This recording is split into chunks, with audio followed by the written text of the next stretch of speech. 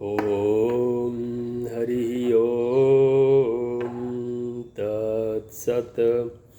हमने अध्याय 5 का श्लोक नंबर 2 देखा था, जिसमें भगवान कहते हैं कि कर्म योग कर्म संन्यास की तुलना में ज़्यादा श्रेयस्कर है और विशेष है। उसके महत्व को बताते हुए भगवान कहते हैं अर्जुन से, ज्ञेयः स नित्य संन्यासी यो न द्वेष्टि न कांक्षति निर्द्वन्द्वो हि महाबाहो सुखम बंधात् प्रमुच्यते। बहुत ही सुंदर बात भगवान श्री कृष्ण ने अर्जुन को कही। अर्जुन के संदेह को दूर करने का प्रयत्न किया कि कर्म संन्यास से कर्मयोग उत्तम है। कैसे? तो कहा कि निर्द्वंद्वो ही महाबाहो, हे महाबाहु। महाबाहु अर्थात जो कर्म में बहुत ही कर्म को प्रधान मानते हैं।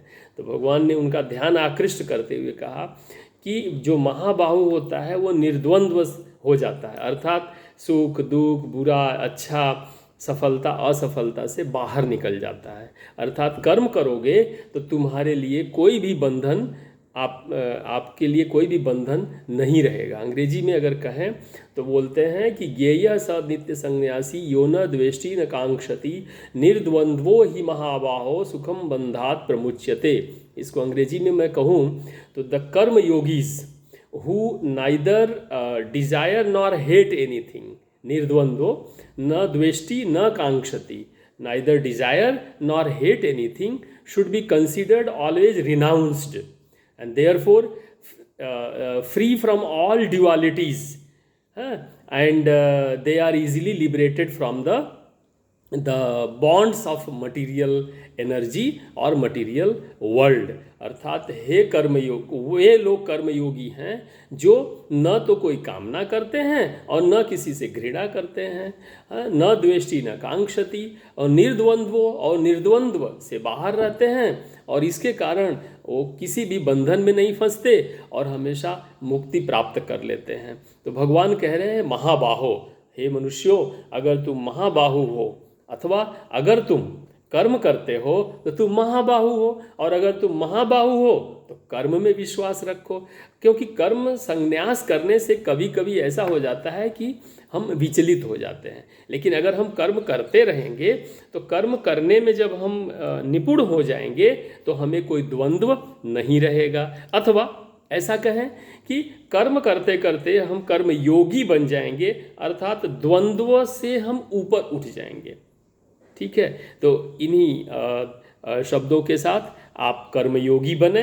किसी भी कर्म को, जो भी कर्म आपके सामने आया है, उसको करने से कभी हिचकिचाए नहीं, उसको करने में कंजूसी ना दिखाएं। ओ ये मैं क्यों करूं, मुझे प्रमोशन नहीं मिला तो मैं काम क्यों करूं, मुझे एप्रिसिएशन नहीं मिला तो मैं काम क्यों करूं, वगैरह वगैरह। कर्म करते रहें। भगवान द्वारकाधीश स्वयं कर्मयोगी थे और उन्होंने कर्म पर बल दिया, और अगर अर्जुन को कर्म का उपदेश नहीं दिए होते तो आज ये पूरी पृथ्वी आतताइयों से भर गई होती।